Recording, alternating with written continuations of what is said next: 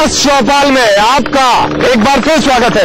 और हम इस चौपाल में खास तौर से बात करें कि दिल्ली का राजनीतिक फैसला क्या हुआ। ब्रेक पे जाने से पहले हमने बोला था कि जो 18 शर्तें, उसमें से एक शर्त यह भी है कि दिल्ली की वीआईपी कल्चर जो खत्म होना चाहिए। उसमें एक छोटा सा रिएक्शन देना चाहने से पहले कि हम जाने कि बीजेपी और आप दोनों सरकार बना सकती है या नहीं, एक छोटा सा रिएक्शन। जी, आप क्या कहना चाहते हैं? रिएक्शन ये 18 पॉइंट जितने भी हैं ये तो सारे असेंबली के बात के हैं। पहले वो सरकार बनानी है, ये तो मिनिस्ट्री की काउंसिल में बनेगी, वो पास करेगी ये सब चीजें। लेकिन सरकार कैसे बनेगी ये एक बात है। बीजेपी कहती है कि मेरे पास मैजिक फिगर नहीं है, आप कहती है कि ये शर्तें 18 पहले बीजेपी और कांग्रेस दोनों दे, उसके बाद हम फैसला करेंगे। लेकिन क्या दोनों सरकारें बना सकती है, इस बात को सबसे पहले जानते हैं।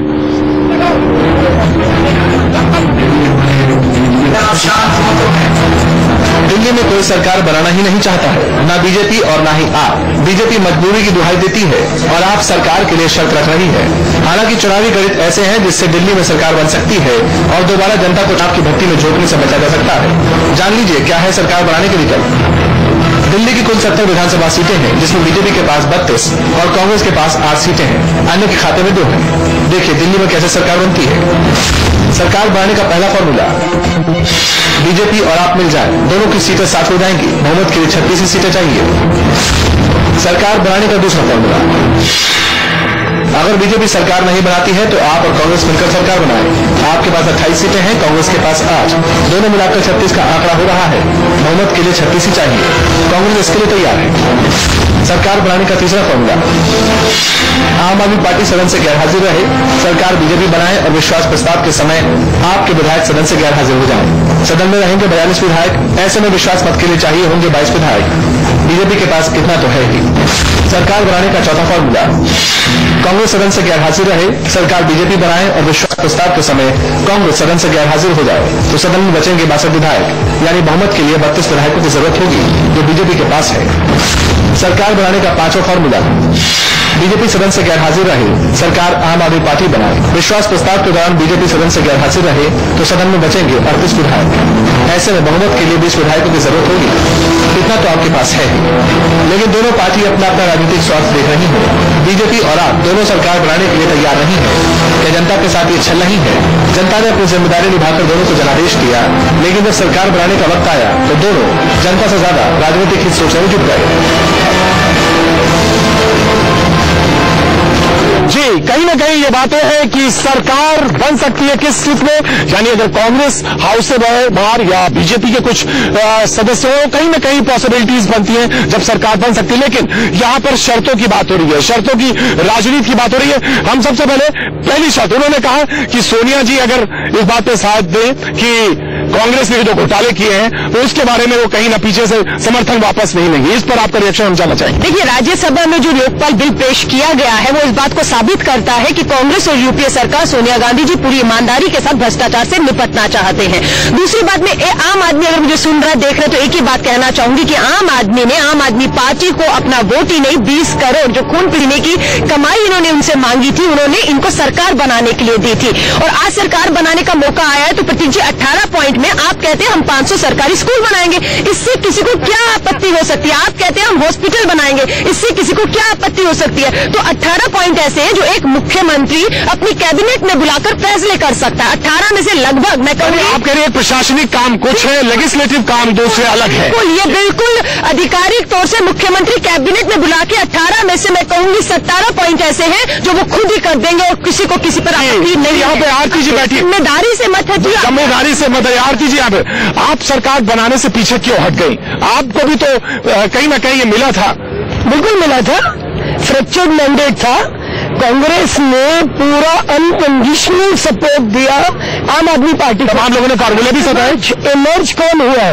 इमर्ज अगर आम आदमी पार्टी इतना वो पूरा ले रहा है कि पॉपुलर मैंडेट आम आदमी पार्टी को मिला है, उन्हें 8 एमएलए का सपोर्ट मिला, प्लस भारतीय जनता पार्टी ने कहा कि हम कंस्ट्रक्टिव सपोर्ट देंगे पूरा। आप कंस्ट्रक्टिव काम करिए।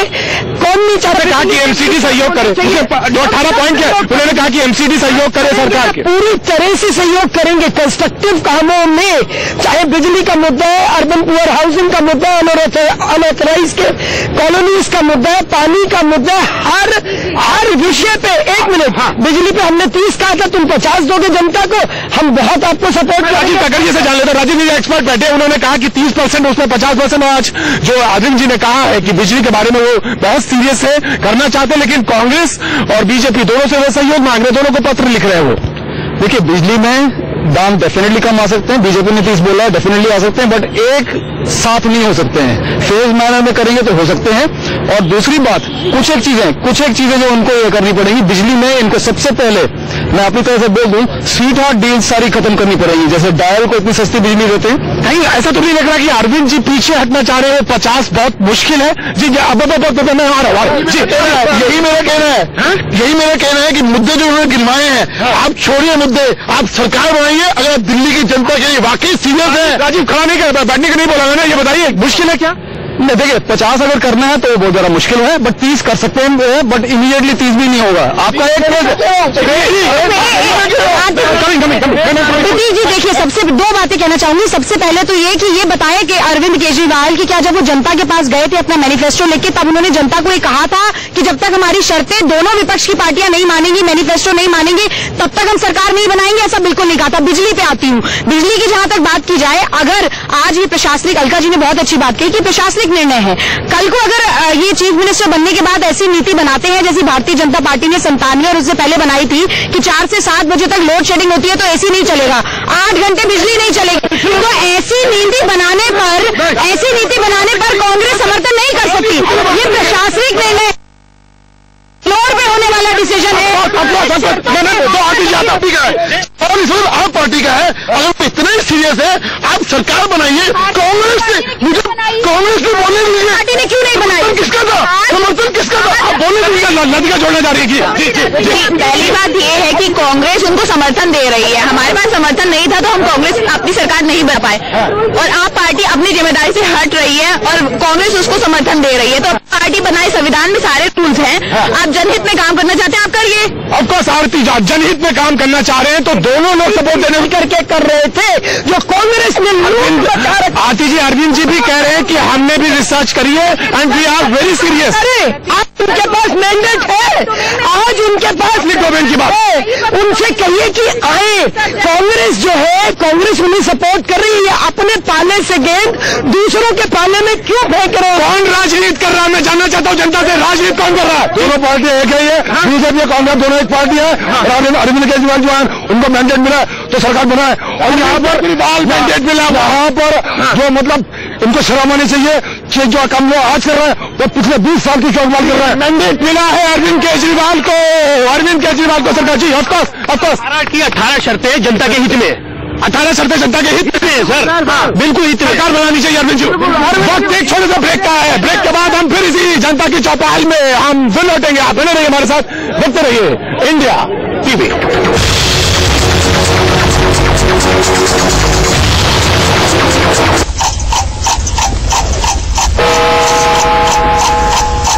Award winning engine India TV के इस खास प्रोग्राम चौपाल में आपका एक बार फिर स्वागत है। जनता यहाँ पे मौजूद, एक छोटा सा रिएक्शन लेके बाद में जाना चाहता हूँ। जी कुछ कहना चाह रहे थे आप? जी मैं नवरतन जी, एनडीटीवी इंडिया के माध्यम से, इंडिया टीवी के माध्यम से जी चंद ये लाइनें श्री अरविंद केजरीवाल के लिए प्रस्तुत करना चाहूंगा। लाइनें कह दीजिए जल्दी सा। जमाने से जो डरते हैं जलीलो ख्वार होते हैं, बदल देते हैं जो माहौल वही खुददार होते हैं, हजारों डूब जाते हैं नाखुदाओं के भरोसे पर, चलाते हैं जो खुद चप्पू वो अक्सर पार होते हैं। चल रहा है बात को गलत कही है जी, ये बात जो खराब क्यों कही है कि यहाँ पर पिछले 20 साल का हमारा है, इन्होंने कभी कोई मुसलमान को जिता के केजरीवाल जी जी बात सवाल इस बात की थी कि ये पुरानी दिल्ली का ये माहौल जो उन्होंने यहाँ पे बात कही, जो पतवार चलाते हैं, जो यहाँ पे खेते हैं वही पार होते हैं अक्सर। जी ठीक है जी, कुछ जोड़ना चाहते। प्रतीक, मैं ये बोलना चाहती हूँ कि देखिए बीजेपी, कांग्रेस और आप पार्टी, ये जो हमें दिख रहा है, जनता को जो दिख रहा है वो परसेप्शन क्या है, ये भी हमें समझना पड़ेगा कि जो दिख रहा है और जो दिखाया जा रहा है उसमें कितना फर्क है।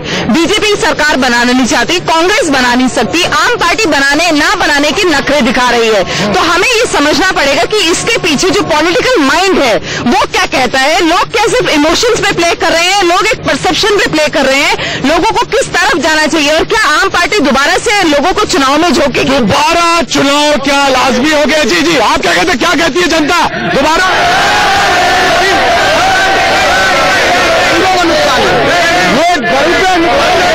चुनाव नहीं होना चाहिए, दोबारा चुनाव नहीं जी, चुनाव नहीं होना चाहिए किसी भी, दोबारा चुनाव नहीं होना। नीतिका यहाँ बैठी है, तो मैं आता हूँ जनाब। Nitika one word. जी बिल्कुल, देखो बीजेपी को समर्थन नहीं मिला है, आप पार्टी को मिल रहा है, वो कांग्रेस वो सरकार बना सकती है, लेकिन वो नहीं बना रही है। वो दोबारा से जनता को चुनाव में झोंकेंगी और वो देखिए इसमें इलेक्शन में जनता का ही पैसा लगता है। तो आप पार्टी को सोचना चाहिए और सरकार बनानी चाहिए। जी, सरकार बनानी चाहिए। जी, दिल्ली में चुनाव हुआ, जनादेश आया और जनादेश ने ये कहा कि दो पार्टियां हैं जिन जनता चाहती है कि जो सरकार बनाए, एक भारतीय जनता पार्टी है और एक आम आदमी पार्टी है। अब बहुत ही हास्यास्पद और मूर्खतापूर्ण बात यह है कि अरविंद केजरीवाल कह रहे हैं कि जो जनादेश आया है उसको मैं नहीं मानता और अब दोबारा जाऊंगा जनता के पास। वो ये कहते हैं शर्तें इसमें दे दी, तो फिर चुनाव का क्या महत्व रह गया जब चुनाव के जरिए ये प्रक्रिया? बात सच है कि ये चुनाव जो हुए के जरिए जनता ने चुना और कांग्रेस पार्टी ने बिना किसी शर्त के समर्थन दिया। अब घबरा इसलिए रहे क्योंकि डिलीवर नहीं कर सकते, वो भी जानते हैं। सवाल इस बात का था कि चुनाव ये जो हुए थे लीडर ऑफ अपोजिशन के लिए नहीं हुए थे, चुनाव ये हुए थे कि सरकार मिलेगी। जी आरती जी, आप आगे नहीं आए, आप लोग पीछे हट गए। हमारे पास नहीं है वो। जनता कह रही है कि दोबारा चुनाव नहीं चाहते, वो बिल्कुल नहीं चाहते, हम भी नहीं चाहते। हम चाहते हैं कि हम आम आदमी पार्टी को बीजेपी बिल्कुल नहीं बना सकती क्योंकि बीजेपी 33 सीटों से आगे नहीं बढ़ रही है, किसी तरह का समीकरण नहीं बना। हल्का जी बीजेपी देखिए आपके कार्यक्रम से बिल्कुल जाहिर है कोई भी चुनाव नहीं चाहता और अगर चुनाव होता है तो बीजेपी और आपके ऊपर जो बिल्कुल प्रश्न उठेगा, उंगलियां उठेंगी और जनता जो है इन लोगों का जनता चुनाव नहीं चाहती, मुझे मालूम है। वक्त एक छोटे से ब्रेक का है, ब्रेक के बाद हम फिर हाजिर होते हैं। बने रहिए, देखते रहिए इंडिया टीवी।